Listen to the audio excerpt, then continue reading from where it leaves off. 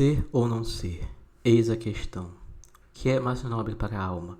Suportar os dardos e arremessos do fardo sempre adverso, ou armar-se contra um mar de desventuras e dar-lhes fim, tentando resistir-lhes? Muito bem, vamos falar de Hamlet. Esse trecho, o famoso Ser ou não ser, um dos mais famosos da literatura inglesa, se não da literatura universal, né? Pertence justamente à peça de Hamlet. E, infelizmente, é pouco conhecido no seu restante. A maioria das pessoas só sabe o ser ou não ser, e não o monólogo completo, que, a meu ver, é não apenas uma chave para compreender a peça de Hamlet, o personagem, mas principalmente para compreender a natureza humana no seu aspecto mais profundo. E essa minha análise ela se justifica justamente para isso. Entender a peça de Hamlet para além da narrativa que assume. Cabe aqui algumas justificativas antes de começar essa análise. Primeiro, Hamlet é uma obra que nós podemos caracterizar como simbólica. O que significa dizer que é uma obra simbólica? Significa dizer que quando Shakespeare ele elaborou essa peça, ele não estava simplesmente descrevendo a narrativa de um acontecimento. Embora se estime que existiu um personagem que se encaixaria, digamos que na descrição de Hamlet, um personagem real, a preocupação do Shakespeare não é histórica. Ou seja, não é simplesmente narrar um acontecimento, um drama histórico. Não. Dizemos que a narrativa de Hamlet é universal, simbólica, porque ela consegue condensar na sua narrativa, no drama dos seus personagens, chaves para a compreensão da natureza humana, a nível psicológico, moral e, principalmente, metafísico, que é justamente o foco até da minha análise. Como uma narrativa consegue condensar tantos significados, como, por exemplo, Hamlet? Ora, a genialidade de um autor está justamente em conseguir condensar em forma de narrativa uma narrativa que consiga transmitir não eventos, né, mas consiga transmitir verdades universais.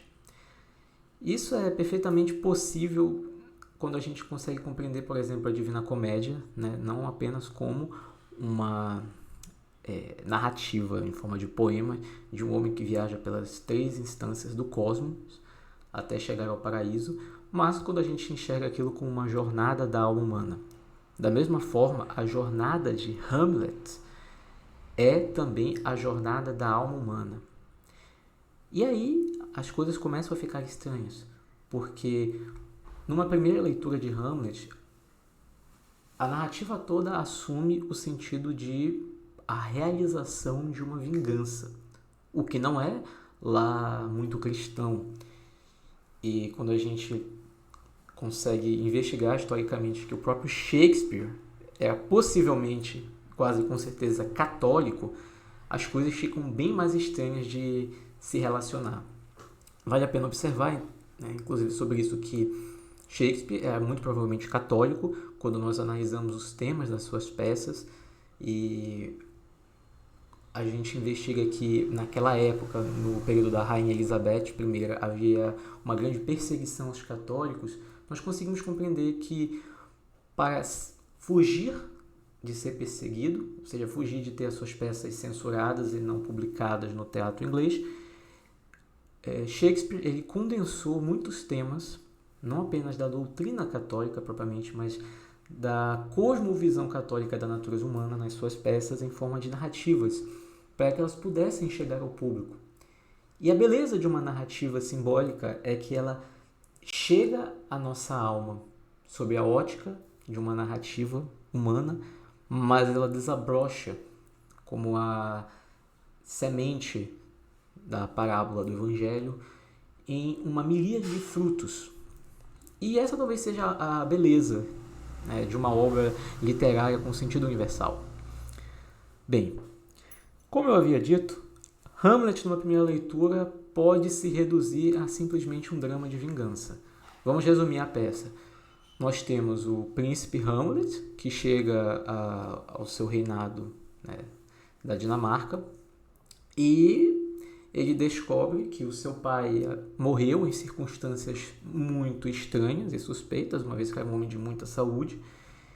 E, em menos de 3 meses, a sua mãe Gertrudes casou-se com seu tio, irmão do seu falecido pai, Cláudio.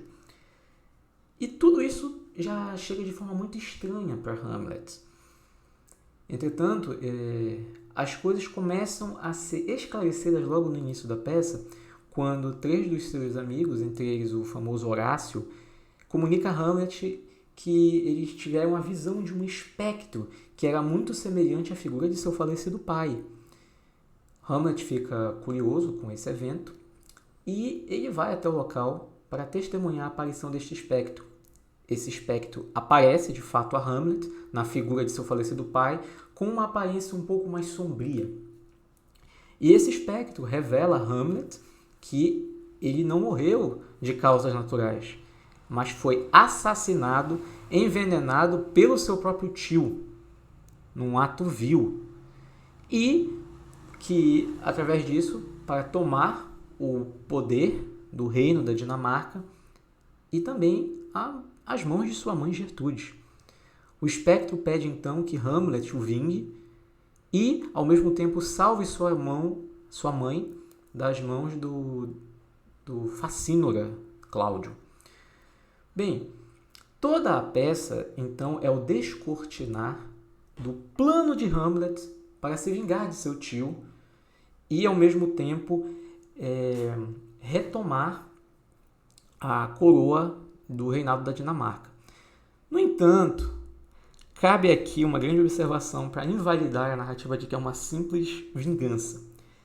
Se Hamlet tivesse movido apenas pelo puro desejo de vingança, essa peça seria reduzida a 25% do seu tamanho original, se a razão fosse simplesmente uma vingança sentimental. Ele poderia facilmente matar seu tio, inclusive há uma oportunidade em que isso se apresenta facilmente para Hamlet, e no entanto ele não faz. É uma característica, inclusive, deste personagem. Se compararmos com outro personagem de Shakespeare, Otelo, nós vemos que eles são personagens opostos. Otelo é um personagem impulsivo, pouco reflexivo nas suas ações. Hamlet já é totalmente o contrário. É um personagem extremamente reflexivo, minucioso, que planeja muito. Ele planeja em cada passo a sua vingança, que não toma os ares apenas de uma vingança, não. O sentido da peça de Hamlet, e é esse aqui o ponto que eu quero chegar, não é de uma vingança, é da restauração da ordem divina num mundo corrompido. Sim, a Dinamarca não é apenas o reino da Dinamarca, a Dinamarca é o mundo corrompido. A morte do seu pai, também Hamlet, e o surgimento da vingança do seu filho assume os ares da realidade, que é a vingança do espírito contra a queda de Adão causada pelo diabo. Sim, Hamlet é um drama sobre o Gênesis. Vejamos alguns elementos até que corroboram para isso. Nós temos a figura de um reino caído, que é a Dinamarca. Nós temos a figura de uma mulher culpada e, ao mesmo tempo, enganada, que é a figura de Gertrudes, que assume, digamos que, um paralelo com a figura de Eva, né? E nós temos uma revelação espiritual do espectro ao príncipe, que assume os ares de uma revelação espiritual ao personagem principal, que tem que conduzir as coisas à sua ordem original. Então, a gente também consegue compreender que o fato é que a própria queda do homem foi um assassinato. O homicídio, ou seja, a morte da natureza espiritual de Adão, né, por meio da serpente, e o fruto proibido como um veneno, o mesmo veneno que matou o pai de Hamlet. Então, a gente começa a ver que essa narrativa de Hamlet, ela começa a assumir os ares de um drama metafísico, né? Ou seja, Shakespeare utilizou a narrativa, não apenas a narrativa do Gênesis, que é de um evento que aconteceu, mas um evento que acontece diariamente no nosso coração, o evento da queda, né? O evento do drama da natureza humana e a disputa que ela experimenta entre o céu e o inferno. Esse é o drama de Hamlet. E a rainha aqui, Gertrudes, ela não é meramente a mãe de Hamlet. Ela é toda a linhagem ancestral de Hamlet, que rememora até a própria Eva. E na medida que ela é Eva, ela representa, de modo geral, a nossa alma humana decaída, que está no seu aspecto passivo. Então esse é um ponto importante. É como se Hamlet e Gertrudes não fossem duas pessoas separadas, mas fossem duas partes do homem, uma parte passiva, decaída, sujeita ao poder do diabo, a parte caída, que ainda sofre as consequências do pecado original e vive numa certa ilusão, e a parte ativa, a parte do espírito, que está buscando a Deus, está buscando vencer o diabo, que é quem tomou conta desta alma para si, na figura de Cláudio. Em outras palavras, a Gertrudes, ela representa aquela passividade que no estado primordial do homem está voltada em direção ao céu e perdeu contato com o espírito, vindo de algum modo a ficar sob a influência do demônio, né? Ou seja, Gertrudes estava casada com o rei da Dinamarca, é como se fosse a alma humana casada com o espírito divino, até que veio a serpente, o diabo, na figura de Cláudio, e matou o espírito, ou, em outras palavras, matou a visão que aquela alma tinha do espírito e a tomou para si. Em verdade, o espírito não morre. O que morreu foi a visão da alma em relação ao espírito, presa. E há até uma passagem da peça onde, tendo se saciado em um leito celestial, passou a pilhar no lixo. Entrega ao céu e àqueles espinhos que se aninham no seio dela, para feri-la e picá-la. Ou seja, nós temos aqui a descrição da alma no seu estado de queda, que não é apenas, como eu digo, um evento que aconteceu no passado em Adão e Eva, mas um evento que acontece continuamente em nós. Continuamente a nossa alma cai em pecado, nós trocamos o leito celeste do esposo divino para uma pilha de lixo, né? E nós sofremos com os espinhos destes nossos pecados.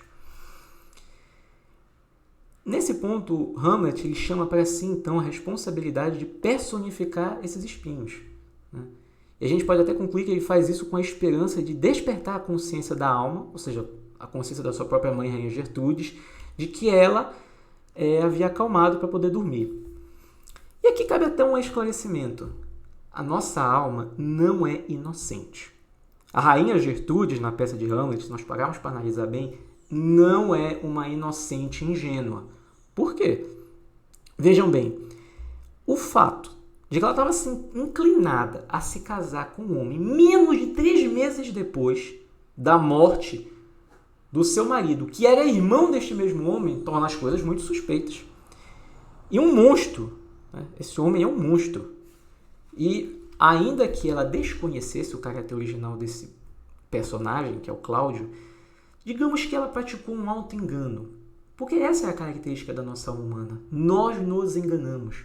Nós nos enganamos para ceder ao pecado, para ceder às nossas satisfações. E ao mesmo tempo, nós sabemos no fundo disso. É por isso que a Rainha Gertrudes, ela interiormente, no fundo, ela sabe, ela tem uma culpa. É a culpa inicial da humanidade decaída. Pois, de qualquer modo que a queda possa ser representada, ela implica essencialmente você trocar um tesouro celeste por detritos terrenos. Então, Gertrudes, ela é, num certo sentido, cúmplice de Cláudio. E nem se pode negar que o seu consentimento em se casar com ele significava que ela tinha sufocado dentro dela mesma a memória das notáveis qualidades do seu primeiro marido. Certo? Sufocar é matar. O que de certo modo vai dar a Hamlet, em um trecho, o direito de acusar ela de ter matado o seu pai, né? E, como ele diz, no segundo marido, deixai-me ser amaldiçoada. Ninguém se casa com o segundo sem matar o primeiro. Né? Ou seja, a alma, por mais que não tenha participado diretamente, né? Ou seja, por mais que a alma tenha sido ludibriada pelo diabo, há aí um tom de querer ser ludibriado, de se tornar cúmplice disso. É por isso que com a queda, embora Satã tenha tentado a natureza humana, em Eva, em Adão, houve o consentimento. Né? Então, esse ponto-chave, nós temos que entender que aqui a vingança não é, como eu digo novamente, um simples ato de vingança. Não, é a restauração da ordem divina contra o domínio satânico sobre a alma humana. E isso, inclusive, até cria um sentido bem forte quando a gente lembra daquela famosa cena em que o Hamlet ele está para matar Cláudio. Cláudio está rezando e Hamlet vê naquele momento até uma oportunidade para matá-lo.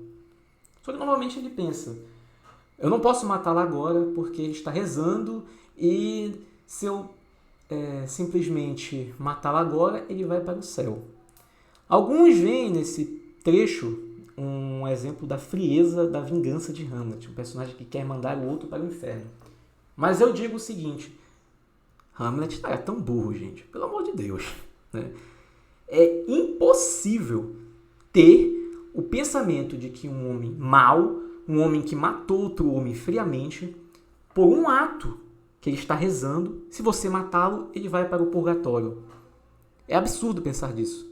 É simplesmente absurdo também dar esse tipo de consciência a Hamlet.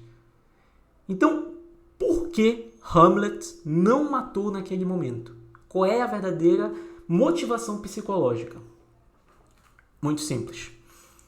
Se Hamlet tivesse matado o rei Cláudio naquele momento, ele teria vencido o mal, ele teria vencido o Satã, mas a sua vitória não seria universal. Porque o mal continuaria escondido, a força do dragão não teria sido mostrada. Então, esse é um aspecto importante. Ele precisava mostrar, descortinar para todos quem era de fato Cláudio, o homicida que ele era.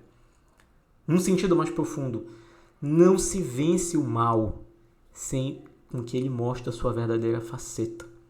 O dragão não é vencido se não é antes mostrado com todo o seu poder. Isso até, em certo ponto, explica a vinda do próprio Cristo. Quando Cristo vem, o próprio ato da crucifixão, da paixão de Nosso Senhor, é um ato de mostrar toda a realidade do mal que existe na realidade. E só assim Cristo pôde vencê-lo de fato. É preciso que o mal seja mostrado tal como ele verdadeiramente é para que ele possa ser vencido. Então, essa é a justificativa por que Hamlet não mata Cláudio naquele momento. Não é simplesmente uma vingança fria.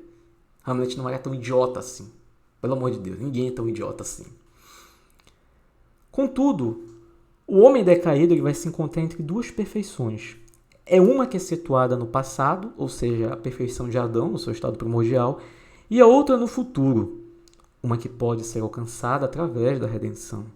E aí nós temos o paralelo entre o antigo Adão e o novo Adão na figura de Cristo. Uma que foi perdida e uma que pode ser ganha. E na peça, o Hamlet morto, né? É até bom lembrar disso, o nome do rei que morre na peça também se chama Hamlet. Ele representa essa perfeição do passado. E aí a gente pode se perguntar assim, então o Hamlet, né, o nosso personagem principal, ele representa a perfeição do futuro. Não! Essa é o pulo do gato. Todo mundo pensa que o Hamlet está fazendo todo aquele processo de vingança, de planejar a morte do Cláudio, para tomar a coroa da Dinamarca para si. Só que não! Ele não quer a coroa para si. Ele fala em vários momentos quem é que deveria ser o verdadeiro rei. E é um personagem que só aparece no final da narrativa, que é Fortinbras. Gravem bem esse personagem. Fortinbras. Fortinbras, ele representa a perfeição do que está por vir. Ele é quem o Hamlet no final da peça, vai nomear como seu herdeiro. Bem, a cabeça de quem está ouvindo isso aqui já deve estar bugando. Ué, como assim? Quem é Fortinbras? Eu só vejo Hamlet na peça, o Hamlet faz tudo aquilo para ter a coroa para si. Não. Esse é o ponto.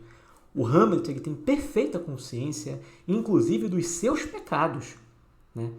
Inclusive há um momento na peça, né, em que ele fala que, olha, eu sou um homem que nem deveria ter nascido, minha mãe me concebeu em pecado com vários erros, em que ele fala para Ofélia e diz assim para Ofélia, olha, vai, entra no mosteiro, vira freira, que é a melhor coisa que tu faz. A Ofélia era a mulher que era apaixonada por ele.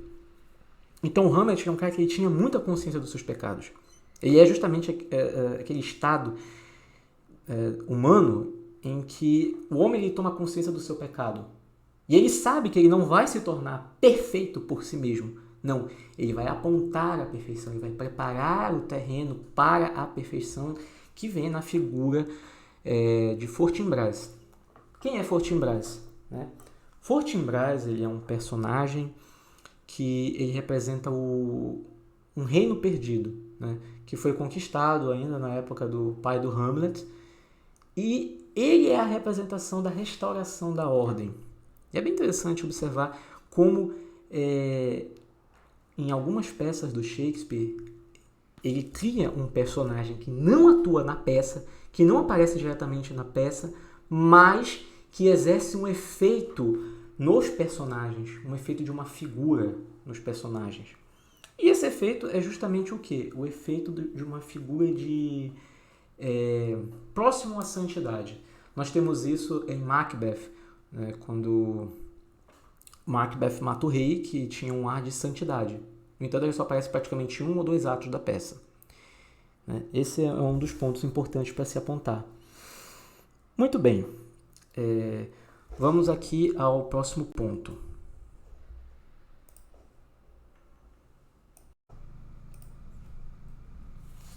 Bem, continuando, sobre o ponto principal de Hamlet, como vimos, é uma narrativa de reversão da queda. Ou seja, o homem no seu estado decaído buscando redimir, não por si mesmo, mas através do auxílio do Espírito, os efeitos da queda. A virtude ela não pode ser inoculada em nosso velho tronco sem que nos fique algum mau sabor. Esse é um trecho da peça de Hamlet que significa que não adianta de nada aplicar 1 ou 2 virtudes superficiais sobre o nosso velho tronco, que é o pecado original, que permeia a nossa natureza, uma vez que, apesar destas virtudes, nós continuaremos a destilar este mau cheiro do velho tronco. E a gente pode também colocar do seguinte modo: há somente uma coisa que vai poder efetivamente eliminar esse odor do nosso velho tronco, e é a completa reversão da queda, a liberação total das garras do inimigo da humanidade, que é matar o dragão ou simplesmente, na linguagem da peça de Hamlet, a vingança. Esse é o ponto. A vingança em Hamlet assume o ar da vingança contra o dragão maligno que fez a humanidade cair. E aí, como eu comentei, vários personagens assumem então o aspecto do que eles realmente são. O pai de Hamlet, por exemplo, ele aparece como que a figura do próprio Adão, uma vez que o estado na qual o rei aparece para Hamlet como um espectro, ele está sendo purificado no purgatório. É por isso que ele se descreve sofrendo de várias maneiras. Né? Então, o rei morto ele também tem um outro aspecto. Assim como Adão ele não foi somente o homem que decaiu, mas também a mais perfeita de todas as criaturas feitas à imagem de Deus, com exceção da Virgem Maria, mas até aquele momento presente não havia sido feito. Assim também esse rei, né, ele não é somente um peregrino no purgatório que está criando Hamlet, mas ele é também um símbolo do estado edênico perdido pelo homem. Esse é um ponto extremamente importante, porque a gente tem que compreender o seguinte: a graça santificante, a graça que faz com que o homem chegue ao seu estado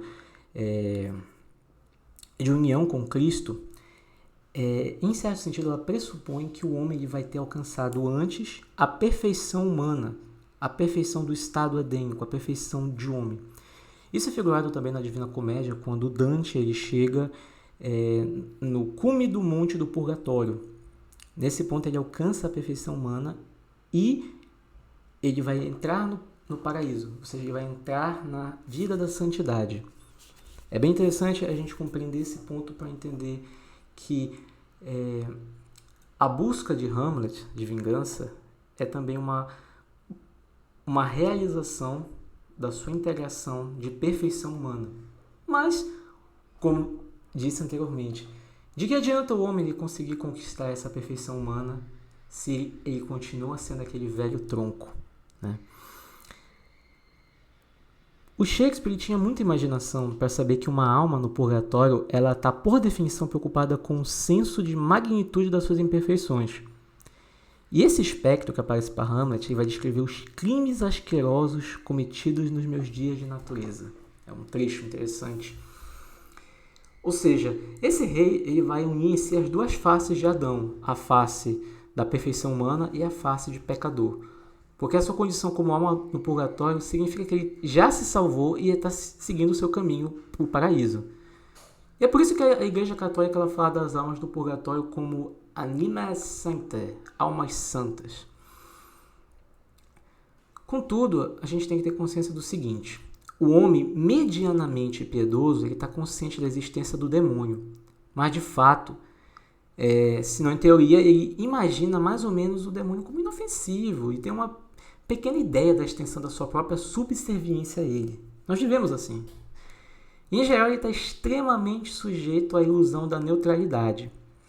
Agora, o místico ele sabe que muito do que parece neutro é prejudicial, né? Como dizia o Hamlet, one may smile and be a villain. Alguém pode sorrir e ser um vilão. Por isso o espectro ele vai iniciar Hamlet, transmitindo-lhe a verdade da queda. Não como um fato histórico, como eu disse, mas como uma realidade imediata que vai impregnar a nossa vida de uma dor aguda que não dá descanso à nossa alma por nenhum momento que seja. E todo homem está de fato exatamente nessa mesma situação que o Hamlet. É isso que torna a narrativa tão simbólica. Nós estamos na mesma situação que o Hamlet. A gente saiba ou não disso. Como ele diz, um trecho interessante: mais estúpido do que a erva daninha, tão viçosa que se arraiga à vontade no embarcadouro do Letes. O que significa isso? Significa que, olha, ultimamente tu já tá sentindo que nem tudo vai bem, né, Hamlet? Tu sente, né, aquela coisa, algo de podre no reino da Dinamarca. Quando ele diz algo de podre no reino da Dinamarca, ele está dizendo o seguinte: algo de podre na minha alma. Essa é a consciência do Hamlet. E o espectro, ele aparece como essa figura do espírito que vem para confirmar essas suspeitas e mostrar a solução. Então, visto que o homem, né, nós fomos roubados do nosso jeito de nascença pelo diabo, só há um modo de recuperar o que se perdeu: vingar-se do ladrão, o que é bem engraçado. E esse ponto é extremamente genial. É genial mesmo. Porque a gente começa a enxergar que o caminho que o Hamlet está tomando é o caminho que nós também devemos tomar. De tomar para nós, novamente, aquilo que nós fomos roubados pelo diabo, de tornarmos-nos conscientes da figura do mal nas nossas vidas. Né? Contudo, o Hamlet ele é bem diferente do Otelo, né? Não apenas porque ele pensa muito, né? Mas porque ele é um excelente psicólogo. Ele vai conhecer a si mesmo tanto quanto ele conhece os outros. Ele faz observações extremamente geniais ao longo da peça. Inclusive, ele faz uma com Horácio, né? Que o Horácio fala assim: Senhor, eu tratarei eles segundo eles merecem. E o Hamlet fala assim: não os trate segundo o que eles merecem, porque quem vai escapar do flagelo da justiça? Não, trate-os segundo a sua dignidade. Ou seja, aqui o Hamlet está dizendo uma coisa: não trate os homens, não trate as pessoas, né, pela justiça, mas seja sempre misericordioso. Veja em cada pessoa a natureza divina que essa pessoa possui na sua essência, e não a natureza decaída dela. Bom, se o Hamlet é lento para agir, Ele é rápido demais para pensar e ele não demora a substituir esse impulso momentâneo de se lançar a vingança quando o espectro comunica a ele, pela consciência de que esse mandato que foi depositado, né, sobre ele pelo céu, né, não apenas pelo espírito, mas por todo o céu, por toda a ajuda celeste, constitui para ele uma tarefa insuportavelmente difícil, né? E tanto que ele fala: "The time is out of joint, O cursed spite, that ever I was born to set it right." O tempo está fora de eixo. Sorte maldita! Assim eu nunca tivesse nascido para colocá-la em ordem. O que ele está expressando aqui? Ele está expressando a dor que todos nós sentimos ao nos tornarmos conscientes do nosso pecado e da nossa missão espiritual, né? E embora ele pareça amaldiçoar, assim como nós muitas vezes parecemos que estamos amaldiçoando por conhecermos a verdade, por termos os nossos olhos abertos para a realidade tal como ela é, e todo o peso que ela implica em nós, nós sabemos que nós temos uma missão, que nós temos que cumprir ela. Nós reclamamos um pouco do peso, mas nós não somos covardes, ou não deveríamos ser. Nós devemos assumir um pouco essa atitude do Hamlet, expressar o peso e o fardo que isso é para nós, mas ao mesmo tempo não negá-lo. É uma missão. Como diz o Tropa de Elite, missão dada é missão cumprida. E é importante a gente relacionar aqui que há um paralelo muito interessante entre Hamlet, né, e o espectro, e entre a figura de Dante e Virgílio. A Divina Comédia tem uma relação até interessante com a obra de Shakespeare. Shakespeare leu a Divina Comédia. É bem notável que os diferentes níveis nos quais ele consegue colocar e transmitir na sua obra, Dante fez isso de uma forma até bem magistral. Que é, quando você transmite esta peça no palco, os espectadores eles são levados a se identificar em vários graus com qualquer aumento da beleza da alma que é colocada diante deles, né?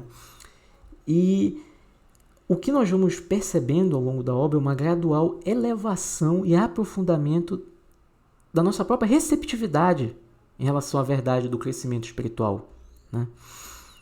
E essa frase, né, que o Hamlet ele nos coloca, ela coloca um grande peso em todos nós, né? A de que nós temos uma grande missão, que é justamente a salvação da nossa própria alma e que não está em nossas mãos. Como diz Horácio, o céu irá conduzi-lo. É uma missão que tem ajuda celeste a todo momento, né?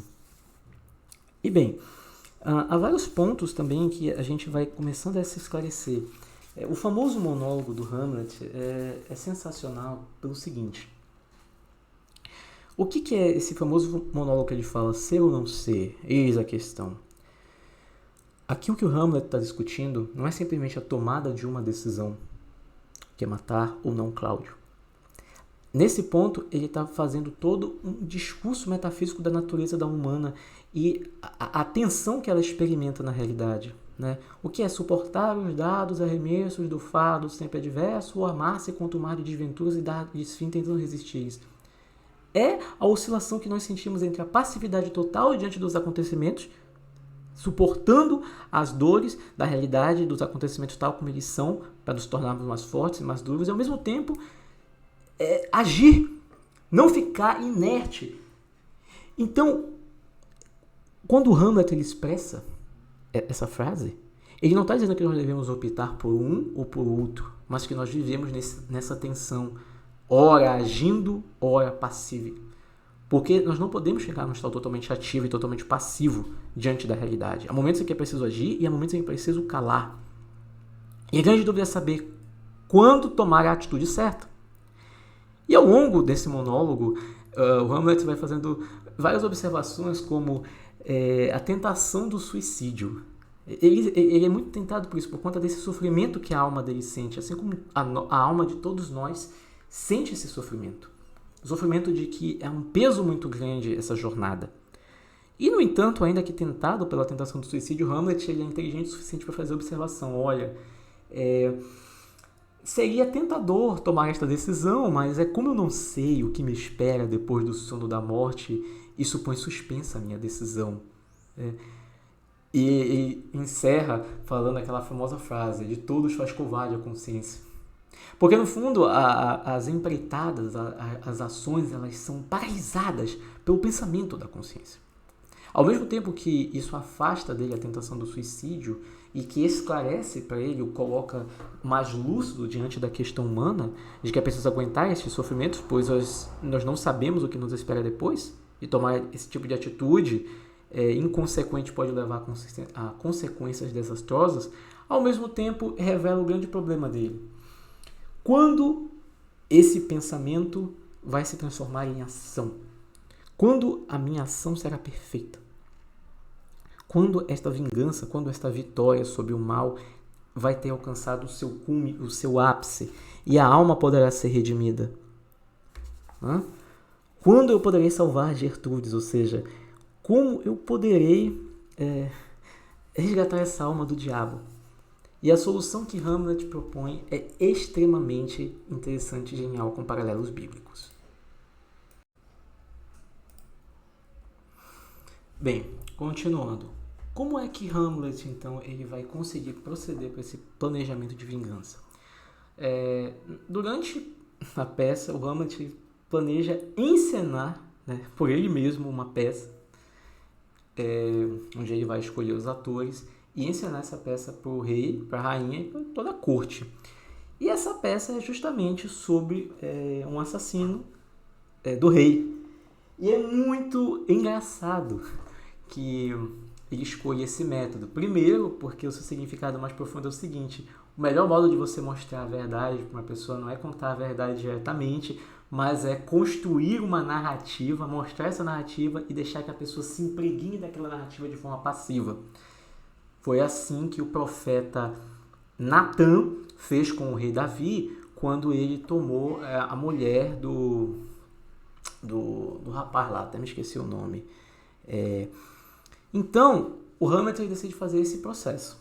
Ele decide mostrar uma peça, e não é apenas para descortinar o verdadeiro caráter de Cláudio para todos, é para acordar os olhos da sua mãe, que é para acordar os olhos da alma.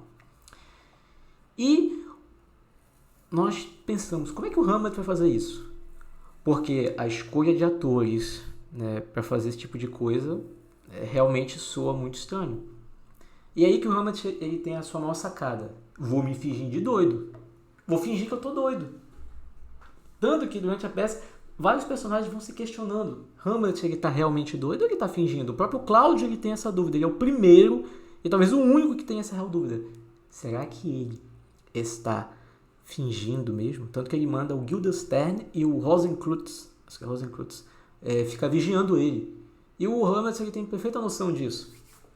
E ele tem que se fingir de doido. Inclusive para a pessoa que ele ama, que é a Ofélia. Meu Deus, a Ofélia é muito apaixonada pelo Hamlet. E isso é até um ponto que muitos intérpretes eles discutem. Não teria sido mais sábio se o Hamlet tivesse confessado tudo a Ofélia e se casado com ela, ao invés de ter sido tomado por esse desejo de vingança? E nesse ponto, é preciso entender, o Hamlet não é um drama de amor. É um drama de combate espiritual, de renúncia, de morte e renascimento. A tarefa que o pai depositou sobre o Hamlet é como uma sentença de morte. Não é fácil matar um rei, especialmente quando esse rei é do tipo de Cláudio, que é muito esperto. E é menos fácil ainda você matar um rei e escapar com vida. E o Hamlet, ele não é otimista, ele é um realista implacável. Ele sabe que ele vai morrer nesse processo. Ele está disposto a morrer nesse processo. Tanto que no final da peça nós temos ele coroando o Fortinbras quando o Fortinbras entra como um rei a ser coroado. Porque o Hamlet ele tem perfeita noção do papel dele. E essa noção é a noção que todos nós temos que ter do nosso papel. Nós não devemos ter medo, nós não devemos ser otimistas, ingênuos. Nós temos que ter noção de que pelo nosso propósito, pelo nosso ideal, nós temos que estar dispostos a morrer se for necessário. E isso implica, nós temos atitudes na nossa vida extremamente combativas. Atitudes tais como a de Hamlet, renúncia, solidão, abdicar daquilo que pode ser uma satisfação momentânea ou até uma vida pacífica e tomar para si a missão do espírito. E, quanto ao presente, quando a gente percebe o amor que ela tem por ele, claramente aquilo não é momento para um casamento. E o Hamlet, ele tá claro que tudo tem que ser sacrificado pela única coisa necessária. The one thing necessary. Aqui alude o evangelho. Tanto que o Hamlet fala, olha, a melhor solução para ti, sem dúvida, é tu entrar para um convento, o que também vai te proteger, né, das coisas espessas e pesadas da natureza, né, things rank and gross in nature, o que foi deixado, né, neste mundo que se transformado agora. Então, o Hamlet tinha uma preocupação com a alma de Ofélia. Ele não é um cara impiedoso e frio, ele se preocupava com cada alma ali. Ele via nobreza em Laertes, que era o irmão de Ofélia. Laertes desafia ele várias vezes para a morte, e ele às vezes evita julgar Laertes, ele evita querer matar Laertes, porque ele é um homem que via a nobreza em cada ser humano.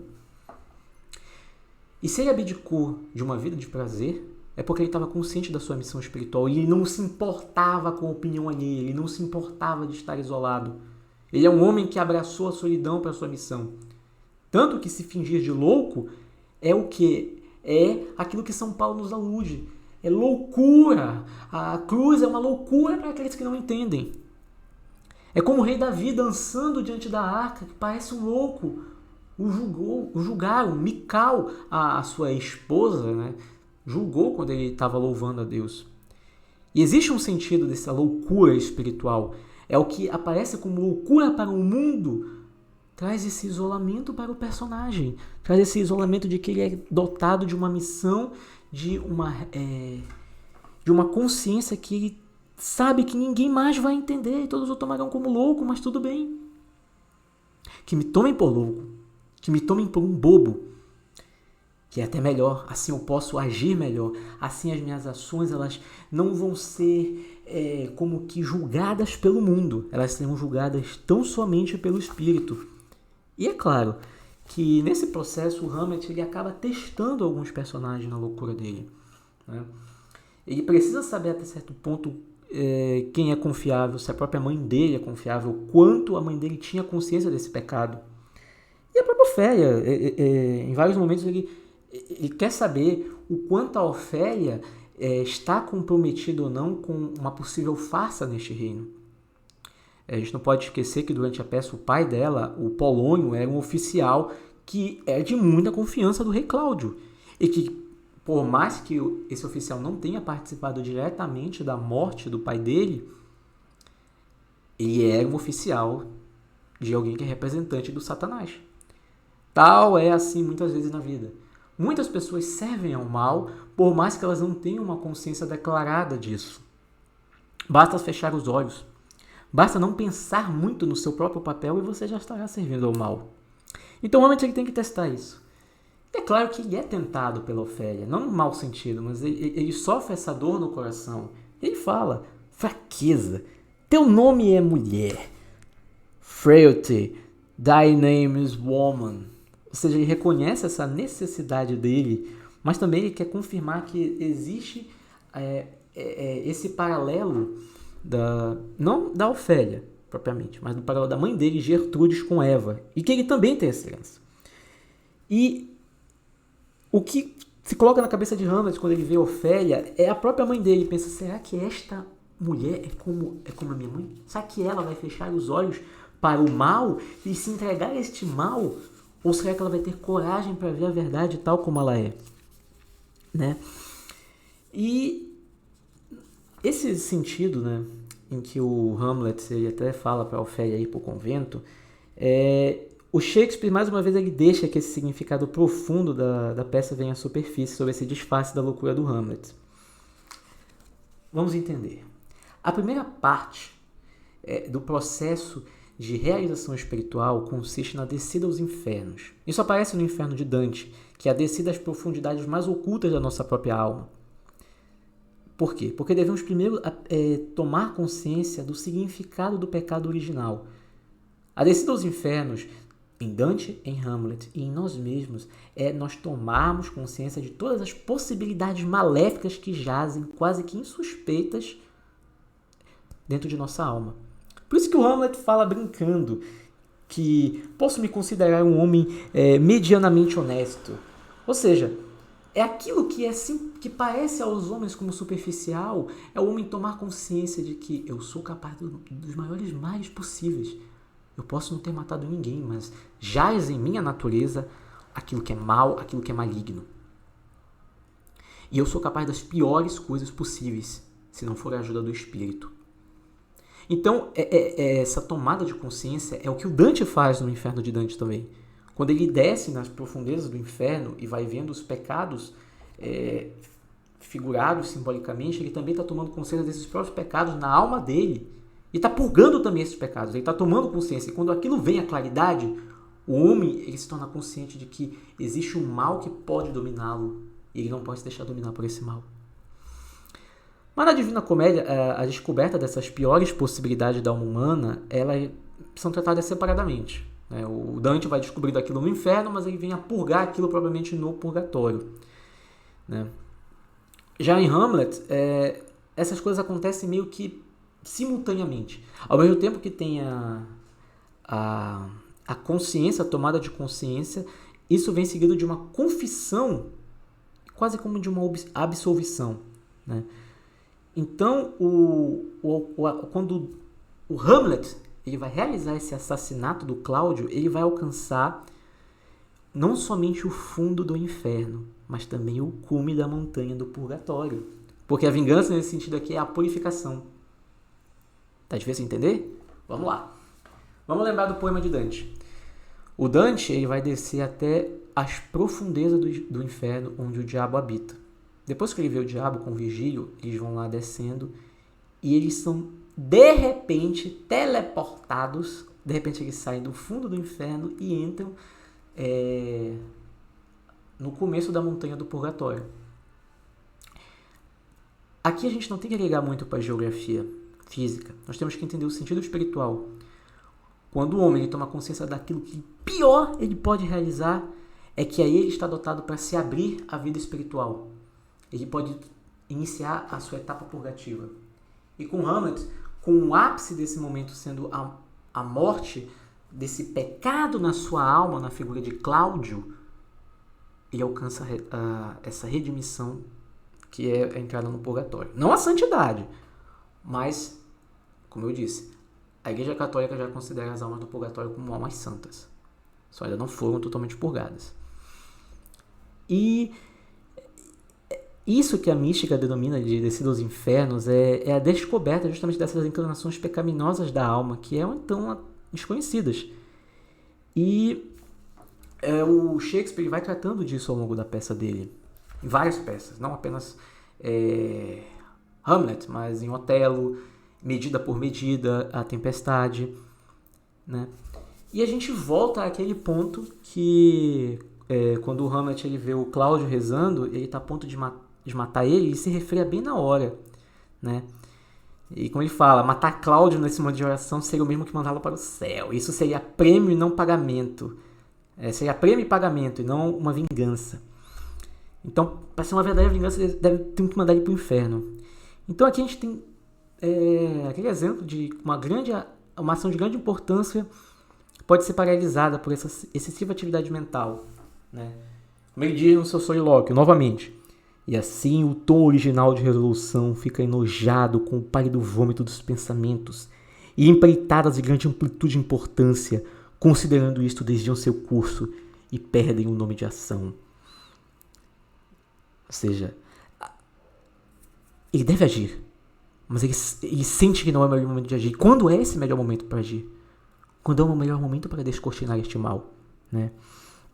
E enquanto o tio dele, agora que ele está rezando, eu poderia cair sobre ele, mas assim ele vai direto para o céu. E essa vai ser a minha vingança, né? Ou seja, não se pode imaginar, como eu disse, que um homem com a inteligência espiritual do Hamlet poderia sinceramente acreditar que é tão fácil alguém ir para o céu, em que um homem tão perverso como Cláudio ia conseguir isso simplesmente morrendo ajoelhado no estado de oração, né? E se a gente ser sincero mesmo, essa história de que o Hamlet quer uma vingança completa e mandar o sujeito para o inferno, a gente não deve levar isso a sério. Não é isso que ele faz, né? Do ponto de vista literal, se a gente considerar o Hamlet como uma peça de moralidade, a incapacidade dele tomar essa atitude decisiva vai deixar ele pronto para lançar qualquer meio para procrastinar. Tem gente que vê isso, né, como um meio do Hamlet procrastinar uma ação que ele já devia tomar logo, né, que é ficar pensando demais e não tomar conta. Mas essa imaturidade espiritual que impede o Hamlet de tomar essa atitude é tolice, né? É uma tolice. Porque o Cláudio, ele é um homem no caminho para o inferno. Ele é alegoricamente a serpente que foi responsável pela queda de Adão. Então Cláudio, ele significa também em outro sentido aquilo que aprisiona a pessoa. E matar Cláudio vai se libertar disso, é eliminar o pecado original, que resulta no domínio satânico. Então, para isso ser feito, é preciso que a verdadeira natureza de Cláudio seja exposta, né? Então, naquele momento que Cláudio está rezando, a manifestação de Satã em Cláudio recua. Ali Satã está escondido. É como o mal que se esconde nas ações humanas. E você agir naquele momento, você não vai estar mostrando a verdadeira natureza maléfica que está se escondendo ali. É preciso paciência, né? Como diz Goethe, é urgente ter paciência. Porque é preciso que Satã se mostre tal como verdadeiramente é. É preciso que o mal se mostre verdadeiramente como ele é, para que seja exposto e seja enfraquecido. Porque é assim que o diabo se esconde. Como dizia naquela frase do Constantino, o maior truque do diabo... Não é do Constantino, é do advogado do diabo. O maior truque do diabo foi fazer com que as pessoas deixassem de acreditar nele, né? E a vingança contra o mal deve ser absoluta. Não requer desculpas. Não deve haver escrúpulos e nem acordos. Mas essa hora, ela precisa ser no momento certo, né? Não há vingança e não vai haver autopurificação em matar Cláudio no momento que o Cláudio ele não está manifestando o Satã, digamos assim, né? Algumas vezes essas piores possibilidades da nossa alma, elas podem se manifestar só parcialmente. E aí é muito fácil vencê-las. Mas nada de definitivo se pode esperar em resistir a elas nessas ocasiões. Porque quando essas possibilidades elas se mostram como elas realmente são, quando o mal se mostra na sua verdadeira essência, então está descontrolado na sua iniquidade. Então aí é possível sufocar e dar-lhe o golpe fatal para matá-lo. É justamente esse o drama da Paixão de Cristo. Em certo sentido, a Paixão de Cristo, a crucifixão de Nosso Senhor, foi o descortinar deste mal do pecado. Precisava ser mostrado aos homens em todas as épocas, em todas as gerações, o que é o mal. Cristo, realmente, ele podia ter salvo a humanidade apenas com uma gota de seu sangue. São Tomás de Aquino fala isso. Uma gota do sangue do Redentor seria o suficiente. Mas ele quis passar por aquilo para mostrar aos homens, para descortinar as piores possibilidades possíveis que os homens são capazes, que é matar o que é santo. Então isso é essencial, né? E como diz o Hamlet, né, outro trecho fantástico: quando estiver dormindo, embriagado, ou em sua cólera, ou no prazer incestuoso de seu leito, jogando, blasfemando, ou em algum ato que não tenha esperança de salvação, precipita-o, então de tal modo que seus calcanhares possam escociar o céu, e que sua alma seja tão maldita e trevosa quanto o inferno que se precipita. Mas na cena de oração, o demônio está longe de se manifestar plenamente. Ele ainda não saiu a campo aberto. Então Hamlet ainda não alcançou, em certo sentido, o fundo do inferno, o pior das suas possibilidades possíveis. Lembrando, Hamlet é um drama de combate espiritual. Contudo, o verdadeiro fundo do inferno só vai ser alcançado no final da peça, após muitas mortes. Vamos lembrar, o Hamlet ele vai ter uma reunião a sós com a rainha e o Polônio vai espionar. O Hamlet, num acesso de fúria, ele temendo até que fosse o próprio rei, dá uma estocada e mata Polônio, pai de Ofélia. E ele lamenta muito por isso. Ele lamenta, se perdeu uma pobre alma, mas o que tu estava fazendo aqui também, meu caro? Né? Ou no combate com Laertes, em que ele combate com Laertes um pouco ao final da peça, em que Laertes o culpa como sendo responsável por uma morte que eu vou comentar daqui a pouco.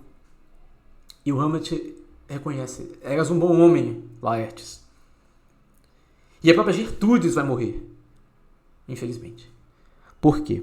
Porque assim como a crueldade de Dante para algum dos sofredores que ele vê no inferno, e que na realidade são elementos da própria alma, esse sofrimento, a atitude de Hamlet vai se tornar imediatamente compreensível e aceitável, né? Uma vez que todas as vítimas da sua vingança são, em certo sentido, elementos da sua própria alma. Esses personagens que vão morrendo na peça do Hamlet, eles são elementos da própria alma do Hamlet.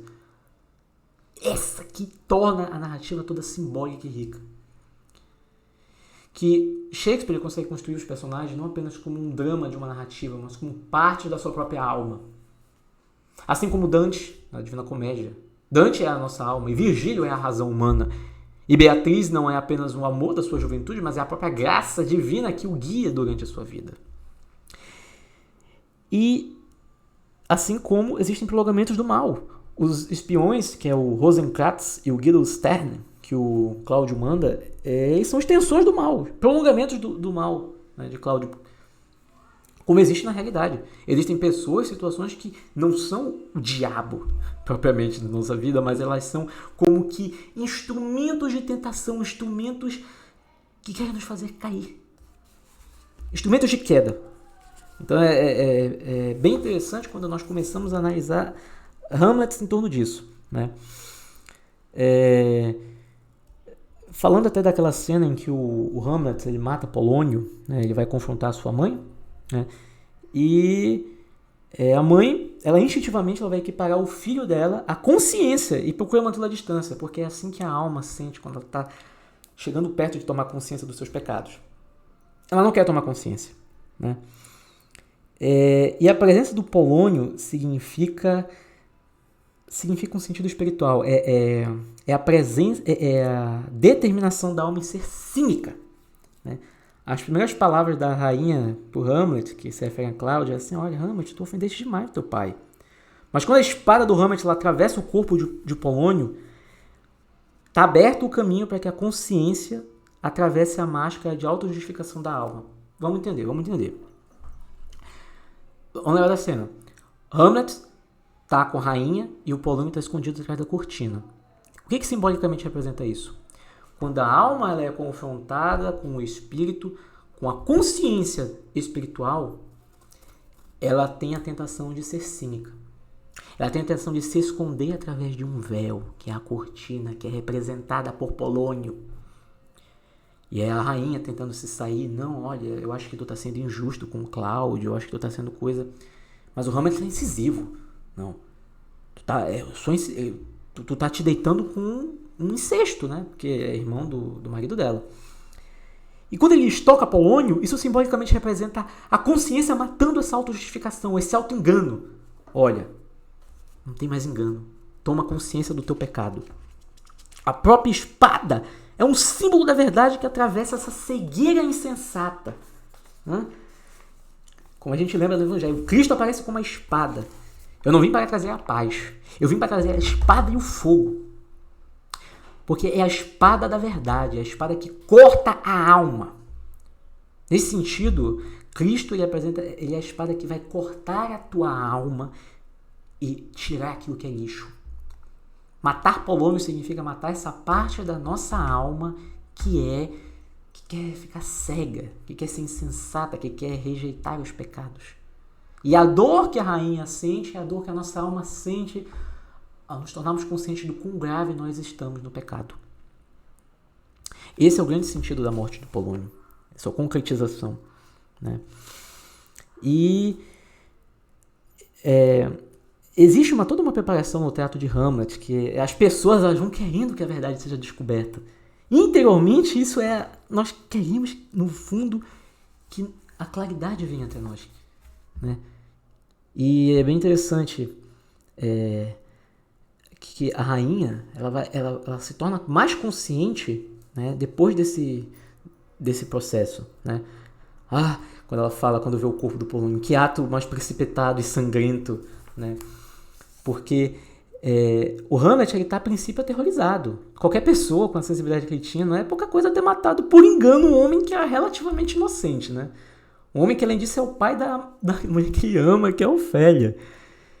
E, Hamlet, como eu falei, ele não é um cara frio e insensível. Ele ama aquele cara com carinho, ele sabe. mas ele age para restaurar o equilíbrio da balança.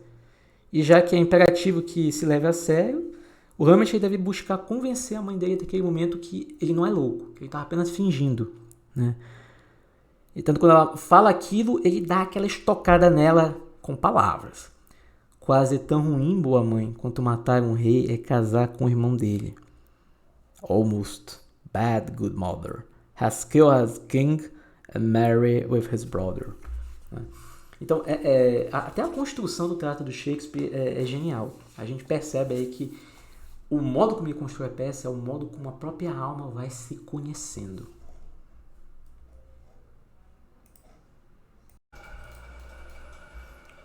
E é até engraçado que nesse momento que o Hamlet ele confronta a mãe dele após ela matar o Polônio, ela própria já sabe a resposta, que a realidade da morte do marido dela foi causada pelas mãos do Cláudio. Por quê? Porque nesse momento que ela está pronta, o espectro aparece para Gertrudes e revela a verdade.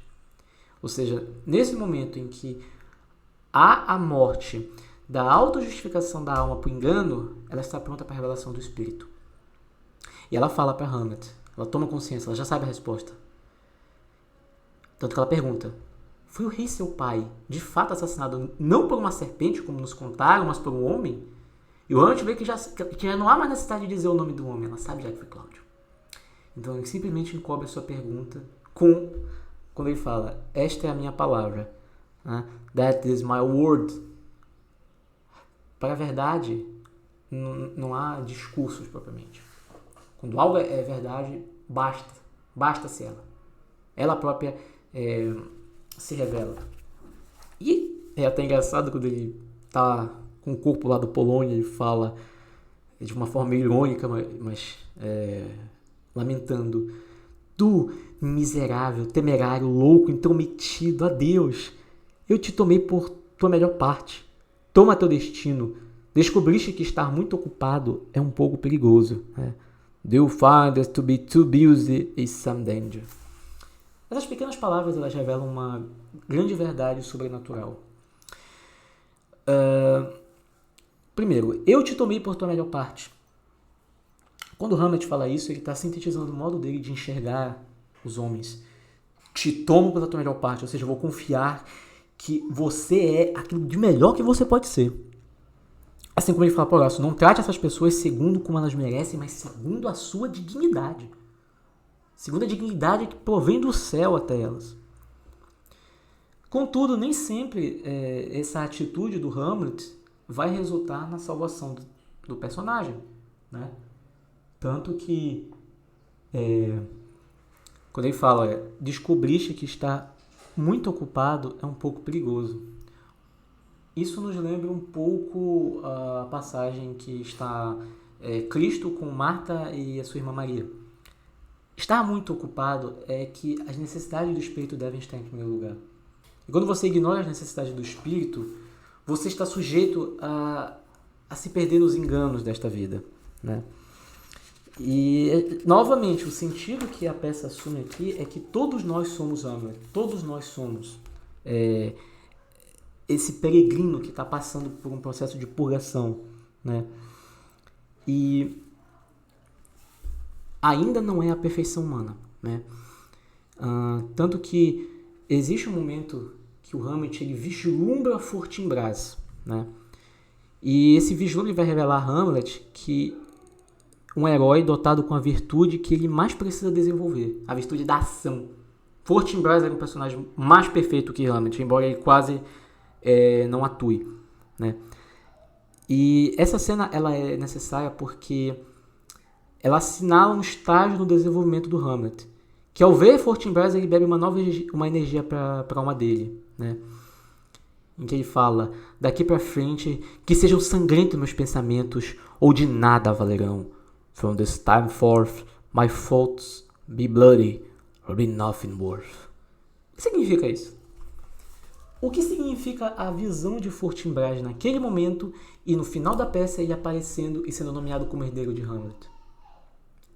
Significa que Fortinbras ele não é apenas um personagem separado de Hamlet. Fortinbras é a própria realização espiritual de Hamlet da figura de um personagem. Ele representa a perfeição que Hamlet quer atingir. É um modelo. Fortinbras é um personagem perfeito. Ele tem tudo aquilo que Hamlet tem e mais um pouco. Ele tem a perfeição do agir. E o Hamlet, a gente tem que lembrar nesse momento que ele teve que sair do reino da Dinamarca por um momento para fazer uma viagem de exílio e voltar. E nesse momento ele está muito desgastado. Ele está muito cansado. Mas quando ele vê aquele modelo de perfeição, ele toma para si a decisão. Bom, agora eu preciso agir com perfeição. É chegada a hora de agir, não paralisar, não retroceder. Essa é a inspiração, né, que ele tem ao ver o Fortinbras, né? Agora, é claro, pensamentos sejam sangrentos. Não vamos interpretar aqui que essa palavra sangrento deve ser significado com respeito a uma matança. A gente tem que tomar essa narrativa no seu sentido simbólico, né? Significa, de uma forma simbólica, algo que vem do coração, pleno de resolução, né? Nunca mais esse tom original da resolução, enfraquecido pelo pálido vômito do pensamento, vai ter que tomar conta, como ele disse no Soliloquio Antigo. Não, agora é sangue, ou seja, é ação, resolução, decisão. Ele vai nos prometer e nos convencer, aos espectadores, de que daí em diante esse processo vai ser revertido. Eu não vou mais paralisar, eu vou agir agora, né? Em vez de impor, ficar pálido, ficar pensando demais, né? Ele vai agora ter o vermelho sangue que brota do coração. E a gente deve lembrar, novamente, Shakespeare não era um mero cara que fazia peças de teatro. Ele tinha uma profunda consciência do sentido místico da religião católica. Coração, na mística católica, no sentido espiritual católico, é o significado do centro do eu na sua relação com Deus, né? O coração é o centro do homem, é o centro espiritual do homem, né? Ela não é assim no seu sentido físico, mas ela universalmente tem esse sentido místico de centro da alma. Então, o Shakespeare está de acordo com toda a tradição a atribuir essa resolução ao coração, né? E aí a gente pode aqui colocar um pouco da metafísica, né? O intelecto e a resolução é a mesma coisa que intelecto e vontade, que são as duas faculdades plenamente livres da alma humana e as maiores, a inteligência e a vontade, né? E essas duas faculdades estão entronizadas no coração humano, que é a passagem para o espírito, é a porta estreita que Cristo alude, a única que permite a passagem desse mundo para outro mundo, né? E o Hamlet, ele arrasta atrás de si não somente a mãe dele, mas também a Ofélia. É interessante.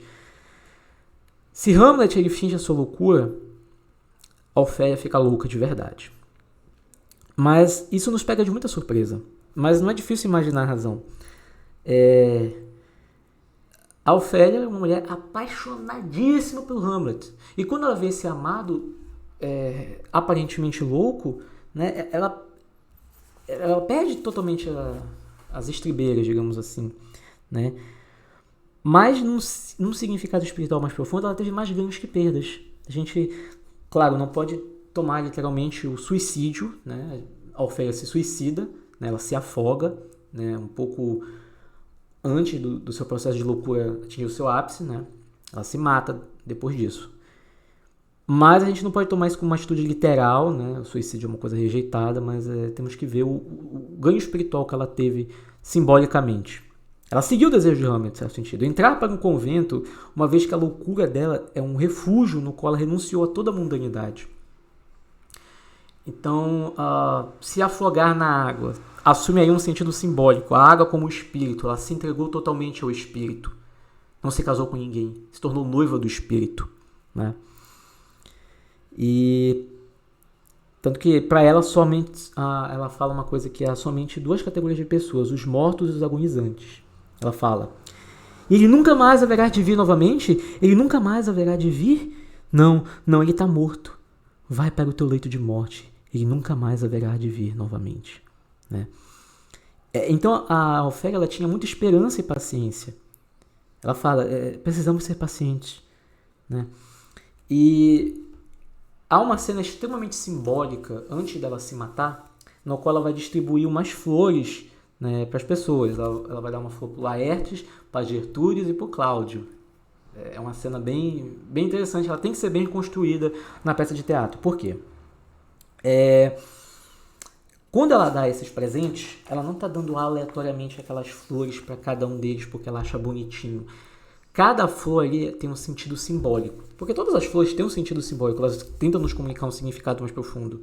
Assim como a flor branca é uma flor normalmente de luto, por representar a paz do espírito, a flor vermelha normalmente é uma flor de significado erótico, né? De sensualidade, de paixão. As flores que ela dá pro Laertes, o irmão dela, é a flor de alecrim, que é a lembrança do amor perfeito para pensamentos amorosos.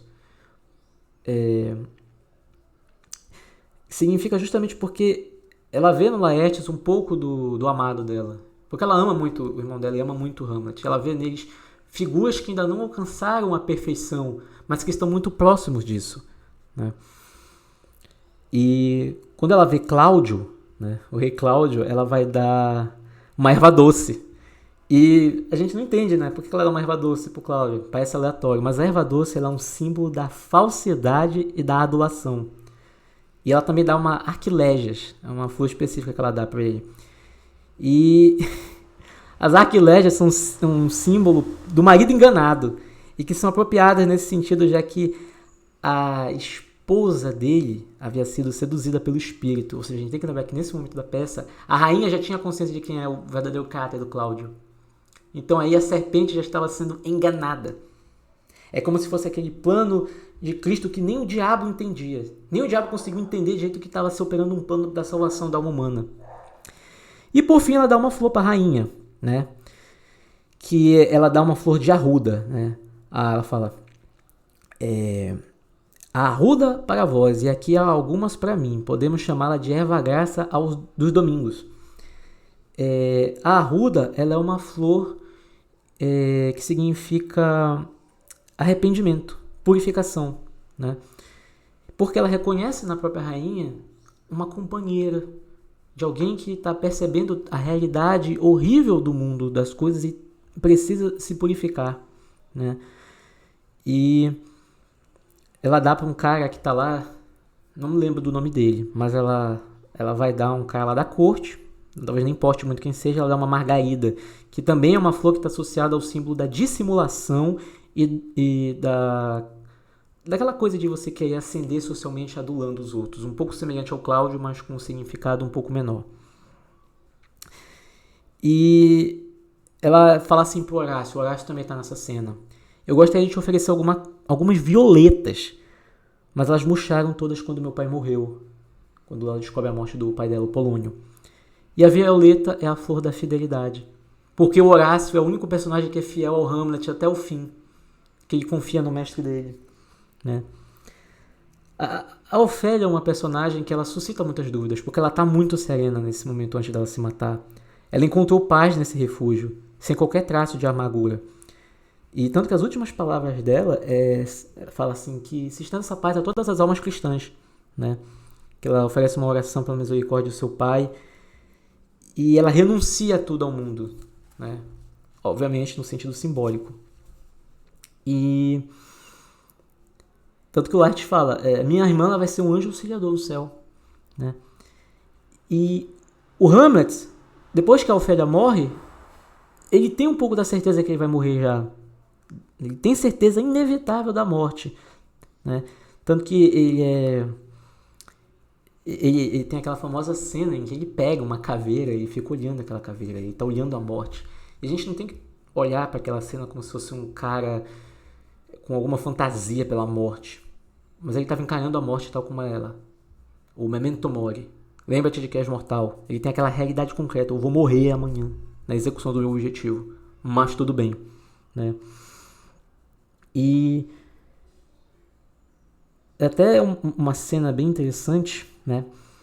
Quando é dito para ele que no dia em que o Hamlet nasceu, um cara que estava louco foi mandado para Inglaterra, né? Então É interessante a gente perceber aqui um sentido espiritual que existe em muitas agiografias. Às vezes o próprio sentido, o próprio dia do nascimento de uma pessoa, ele possui um caráter espiritual, como se toda a missão divina que aquela pessoa fosse receber pudesse ser condensada às vezes no momento do seu nascimento. Obviamente, o caráter de destino aqui, ele não assume a tarefa de algo que é imposto de uma forma determinística e que a pessoa não tem liberdade nenhuma. Ele é dado como um sinal do céu para que nós nos lembremos da nossa verdadeira missão. E o cumprimento desse destino por parte de nós, por parte de Hamlet, é justamente a honrar este compromisso com o divino. O homem ele tem um pacto com Deus. E, em certo sentido, o homem está consciente que existem coisas que nós não vamos poder fazer. E esse é o nosso destino. Né? Aqui a gente não pode nem entrar no determinismo. Tem coisas que a gente tem que fazer se a gente quer conseguir a salvação. Vamos acusar de determinismo? Que a gente não tem liberdade? Não. É o nosso destino. É o destino dado pelo céu. Né? Então aí, nós ganhamos aquela confiança na providência divina. Né? Tanto que o Hamlet fala, vai ser breve, mas até lá o tempo é meu. E a vida de um homem não é mais do que o tempo que se leva para dizer um. Né? Ou seja, é o momento da chegada que essa missão espiritual precisa ser cumprida. Né? E tanto que quando ele chega, né, para combater o rei Cláudio, né, a gente pode até comparar esse combate com um combate titânico entre São Miguel e Lúcifer. Né? Porque ele agora volta restaurado, ele volta embebido daquela resolução do coração. Né? Agora o céu está do lado dele. Né? É um combate das potências divinas contra as potências infernais. Esse combate dele contra o rei Cláudio. E ele combate com todo mundo lá. Né? E, obviamente, a gente tem que estar ciente de que o Laertes está culpando o Hamlet pela morte da Ofélia. Ele sabe que não foi o Hamlet que matou a Ofélia diretamente. Mas ele sabe que a Ofélia se matou um pouco por conta das atitudes dele. Então ele vai se vingar. E ele já tem uma certa sensação. O Polônio morreu por conta dele. Então ele quer se vingar do Hamlet. Né? No entanto, a gente tem que lembrar que nesse processo aí, o próprio Cláudio estava manipulando o Laertes. O Cláudio já tinha consciência que o Hamlet é um cara que precisava morrer. E ele disse assim, não, cara, esse cara é responsável por todos os males dessa corte aqui, Laertes. Vai lá, mata ele. Né? E embora o Hamlet ele lute contra o Laertes fala, mesmo assim é quase contra a minha consciência te ferir. Né? Ou seja, o Laertes ele tinha um pouco consciência de que esse cara não pode ser totalmente culpado. E aqui vale mais uma observação. O Laertes, embora ele seja um personagem assim minoritário, um personagem assim que talvez não tenha muita importância, ele está representando o reconhecimento da nobreza de outro homem. O Laertes ele reconhece em Hamlet depois que ele era uma alma nobre. E todo o sofrimento que ele estava suportando. Não apenas por uma vingança, mas pelo restabelecimento da verdade do espírito naquele reino. E essa é uma virtude que nós temos que ter como Laertes. A virtude de reconhecer a nobreza de outros homens. E tomarmos-nos de admiração por isso. Aquilo é a via espiritual do Laertes. Por mais que ele morra, né, ele, digamos que morre com essa redenção, uma via purgatorial. Né? Contudo, o Cláudio já tinha feito, né, colocado veneno, e a rainha tinha tomado aquele veneno. A ponta da espada do Laertes tinha sido embebida em veneno. E ele tinha estocado o Hamlet, antes do Hamlet matar ele. E o Hamlet sabia que aquilo estava envenenado. Mesmo assim fala, veneno, completa teu trabalho. Né? Então, o tema principal aqui já chega no seu cume, né? Que é a serpente que envenenou o nosso primeiro ancestral, né? Na figura de Cláudio. E essas ações vão se amontoando no final da peça e toda a culpa recai finalmente sobre Cláudio, ou seja, toda a culpa daquela queda de Adão se recai sobre a serpente. O mal é mostrado na sua verdadeira faceta. Né? E E aí que todo mundo percebe, né? O rei, Laertes, a Gertrudes, todo mundo percebe. Não, o rei é o culpado. Cláudio é o culpado. Todo mundo descobre a farsa de que ele matou o verdadeiro rei, né? Então, é interessante a gente também observar aqui uma coisa em relação ao Cláudio, né? O demônio, a serpente, ele só tem consciência do nosso temperamento, de quem nós somos até determinado ponto. Como assim? Embora o Cláudio ele soubesse que o Hamlet estava descobrindo a verdade, que o Laertes tinha raiva dele, ele não tinha como ter acesso às partes mais profundas daquelas pessoas, de controlar elas. Assim é conosco também.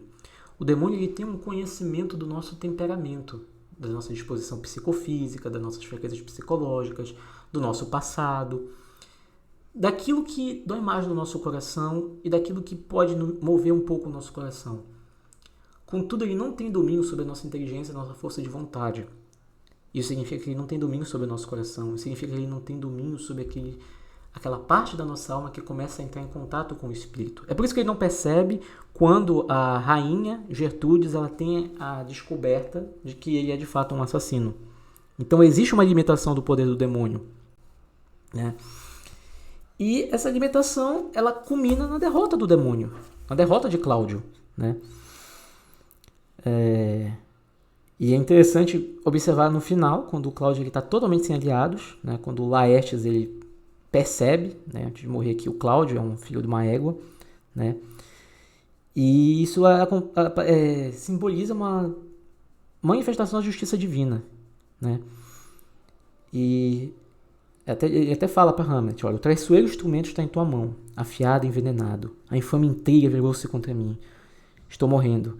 Olha, para nunca mais me levantar. Tua mãe foi envenenada. E ele morre. Mas ele morre vitorioso porque ele vai ajudar o Hamlet a matar o dragão, o rei Cláudio, né? E é nessa vitória, né, que o Hamlet fala que o céu te liberte disto. Troca o perdão comigo. Que nem a minha morte, nem a do meu pai recaiam sobre ti, nem a tua sobre mim. E o Hamlet fala, eu vou te seguir, Laertes. Eu vou ali matar o rei, mas eu vou te seguir. Nós vamos juntos para o paraíso. Ou melhor, para o purgatório. Mas significa que nós vamos juntos percorrer esse caminho de morte e redenção, né? E aí tem toda aquela ação do Hamlet combatendo com o Cláudio, que, nossa, isso aí, ver no filme, isso aí é sensacional, né? Inclusive, indico muito ver o filme Hamlet, na versão do Kenneth Branagh, que é esse personagem que melhor interpretou o Hamlet no cinema. Ele também já adaptou Otelo, né? Então, basicamente, nós temos o fim da peça, que é quando o Hamlet ele mata o Cláudio, mas aí nós temos já praticamente uma chacina, né? Porque quase todo mundo na peça morreu, menos Horácio, né? E o Hamlet ele morre. E a morte do Hamlet ela vem de muita paz, tanto que a morte dele é praticamente um cortejo fúnebre. É belíssimo. E o que significa essa morte? É a realização das palavras do Cristo. Em tuas mãos eu entrego o meu espírito. Ele se doa ali totalmente, né? É uma morte para a vida. Ele está morrendo para a eternidade, morrendo para viver a vida eterna. E ao mesmo tempo, a morte do Hamlet é uma mensagem final para o seu herdeiro, Fortinbras, que ele está deixando aí um legado assim, né, Fortinbras? Eu restaurei a ordem deste reino, mas é para ti, porque tu mereces ele por direito. O meu pai, numa das atrozes atitudes dele, tomou este reino que por direito te pertence. Então, olha a humildade do Hamlet, olha a nobreza espiritual que ele tem. Então, novamente, a gente tem que lembrar aqui que, embora sejam personagens diferentes na peça, eles representam, em certo sentido, o mesmo personagem alcançando uma realização espiritual, né? O mesmo personagem alcançando essa perfeição. E é justamente, em certo sentido, que o Hamlet ele vai renascer espiritualmente em Fortinbras. É uma sugestão, é apenas uma sugestão que fica na peça, né? Em que parte de Hamlet vai viver dentro de Fortinbras. Uma herança espiritual. Isso não é incomum, inclusive. Uma herança espiritual é justamente como se um personagem transmitisse parte do seu ensinamento para outro. E é justamente esse final, o renascimento. Né? No final da peça, você tem o renascimento da ordem.